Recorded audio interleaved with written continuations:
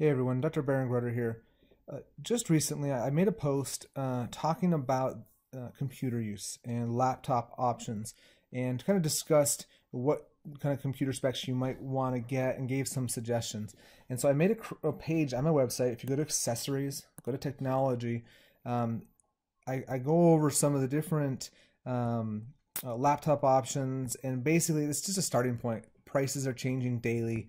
New laptops or different laptops are going to be better priced. So it's not that it's an end-all be-all list of computers, but it's a kind of a place to start. Maybe you buy one of these, or maybe it just gives you an idea of what to look for.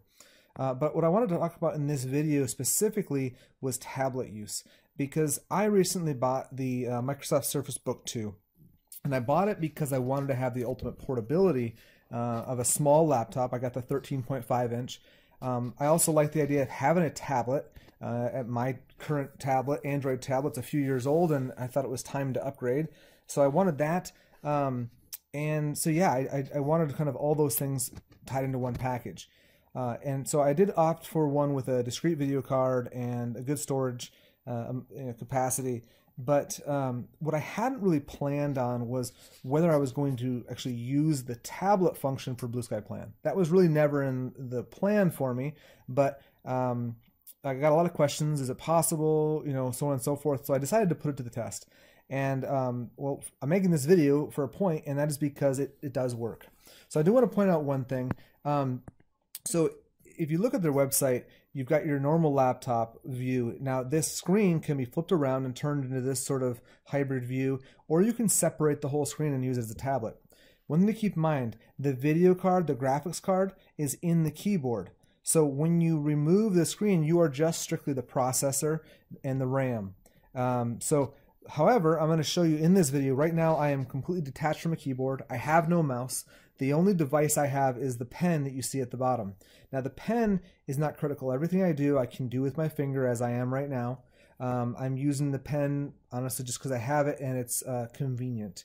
So let's go ahead and get into this, and I want to show you how you can use it in BlueSkyPlan. It works very well. There are a couple of little caveats, a couple of things you do a little differently. I'm going to warn you that there is, because I am recording my screen as we're going here, my computer is going to run a little bit slower. So the processing time will be increased. So just 1 second.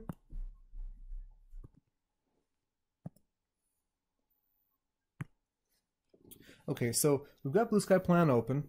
I'm going to come up here. I'm not going to focus too much on what I am doing in this plan. I mean, I'll talk about it a little bit just by my own habit. But really, I want to focus on talking to you about how you're going to use the tablet mode, or really more than anything, just to show you that it's possible. If you just want to stop the video now and know that it's possible and then go out and buy one, fine. But hopefully I'll be able to show you some of the workarounds. That there's only a couple that you'll need, but save you a little bit of time in the incorporation or the beginning to use it. Okay, so we've got our CT in, and it is generating the panoramic curve, doing a little calculation. You'll notice that in the bottom left screen, the 3D view is a little bit slow and choppy. That's where you're going to notice the biggest speed difference. It's really not, it doesn't really affect any of the planning I'm doing, so I don't spend a whole lot of time with the CT scan up. But that is the one thing that I have noticed. Let's go ahead and isolate this lower arch.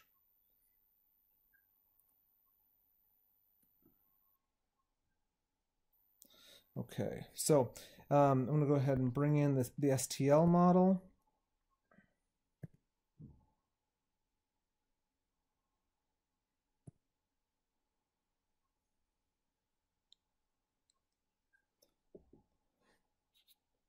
Okay, you can jump into aligning, doing the matching teeth and stuff, but I don't ever use that, and it's super easy in this, so I'm not going to show you how to do it here because it's kind of pointless. I'm going to show you how to do points.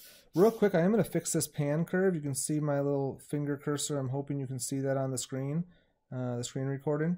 I'm just trying to fix this a little bit, make the pan generation look a little bit nicer. Okay, so one of the things that I'll show you in a second what is different. Well, I'll just show you now. If I click on points and I click on a line, it's going to create the two little window box where it's at the 3D view and the STL view in two different windows. And that's going to allow us to pick matching points and align the model. Now, that's the first problem you'll run into, and I'll show you what I mean in just a second. So here comes the window. Let's go ahead and maximize that. I just realized my computer unplugged, which will make it run slower because it'll run on power saving mode. Okay, so we are ready to go. Now, when you first look at this, you might think, well, geez, it's not even there. Well, the model is here. It's just way off the side. So I can use my finger. I actually find using my finger is easier to zoom in and out. If I press and hold, show this little box pops up, and then pull down, it zooms out. And I can move it all around, and I might be able to find the points there. The problem is you really can't zoom in, and I cannot figure out how to translate, how to grab the whole model and move it. So anyway, since I can't do that, I'm going to hit X here. And in this view in the bottom left, I'm going to press on the little blue arrow above the head of the little alignment sphere. Let's go ahead and maximize this view first. Click on the little blue arrow on top. It's going to center over the top. Now I'm going to click on Align Model manually. Now I'm not looking for perfection. I'm just getting things sort of close to lined up. Let's look from the side. And we need to zoom out a touch. And actually, you don't even need those arrows. You can just grab the whole model. I always forget that. I don't know why I always look for the arrows. All right, so we're close. I'm not trying to do perfect at all. So now if I click Align, those two models have already been generated. They're right there. Much easier for me to find the matching points. Okay, so now we're ready to do that. Let's zoom in here on the 3D, the CT screen a little bit. Now up here at the top, we're going to click on the little eyedropper. I like to find 5 matching points.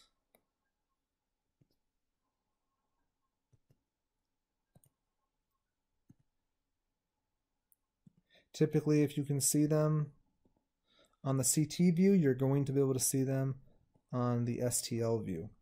So let's take a look at that match. We're going to look at the three slice screen first, and to make sure this recording is helpful, I'm going to turn the model color into a more obvious, and it's still not great, but the yellow line should hopefully be a little bit easier. And I'm going to grab the slider bar on the right side and sort of slide down the model, and you'll see that it's pretty darn well stitched. Okay, and so I'm going to go with that. Looks good. I could also look at this the occlusal view as well, but I'm quite confident. Now, since this little 3D view over here is a little bit slow and laggy, I'm going to just turn off the CT scan. I do that on my robust computers as well because you just don't need it at this point. Okay, so let's go ahead and click over in the area where the nerve should be. Let's zoom in here a little bit. I don't know why that got so zoomed out. And let's try and find where the mental foramen is on the 3D slice view. I'm dragging this slicer around, or this slider around. And let's map the nerve.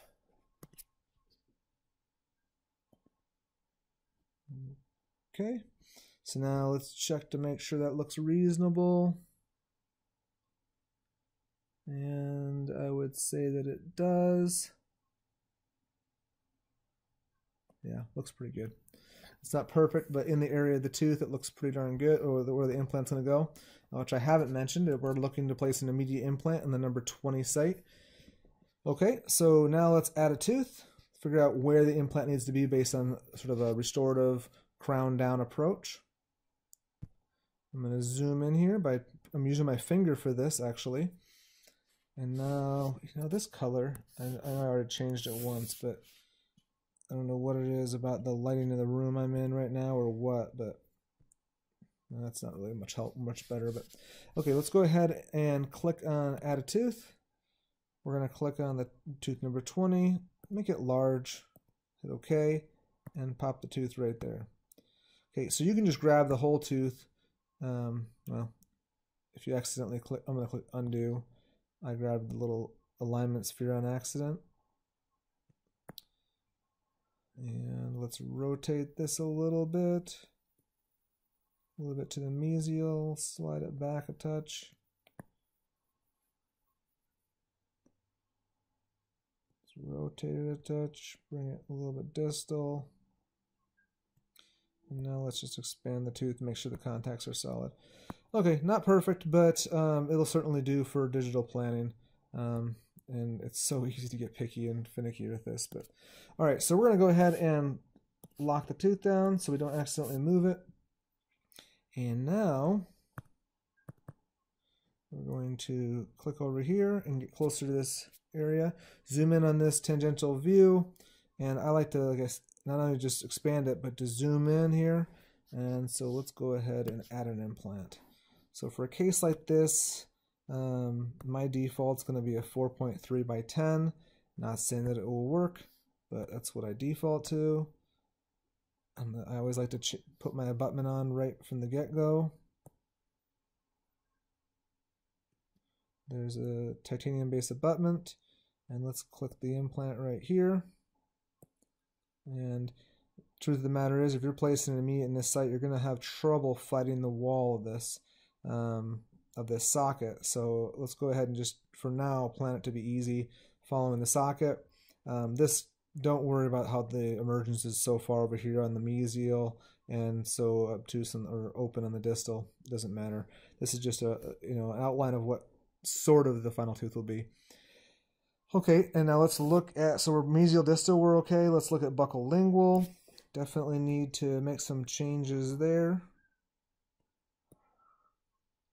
And I'm going to definitely hug the lingual wall, but that's kind of user preference and whatnot.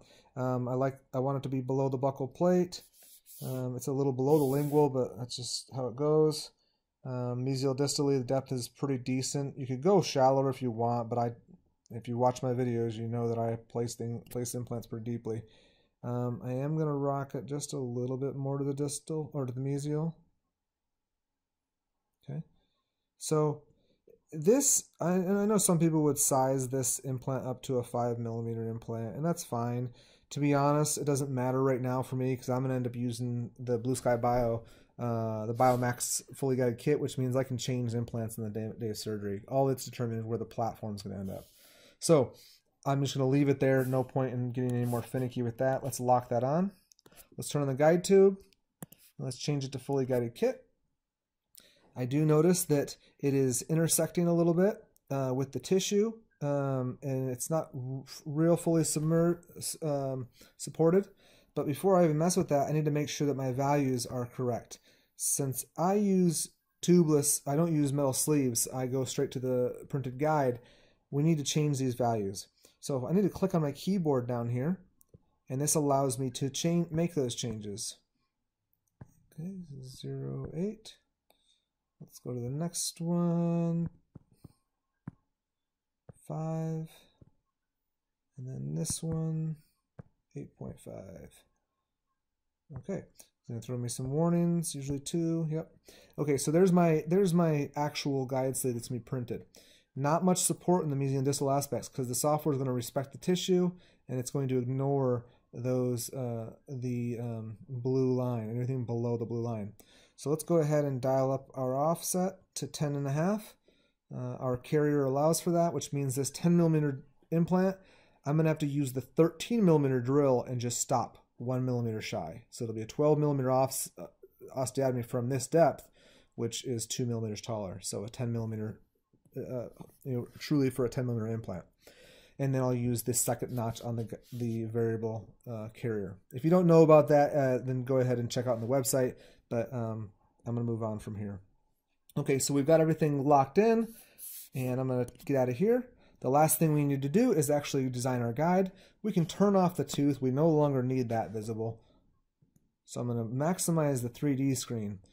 And I'm sorry for switching around colors so much. Maybe it'll show up really well on your screen. I'm in a very darkly lit room at the moment, and so this looks a little better to me. Okay, so we're gonna go to guide panel. So this is the first little trick. This is another little trick I'm gonna mention.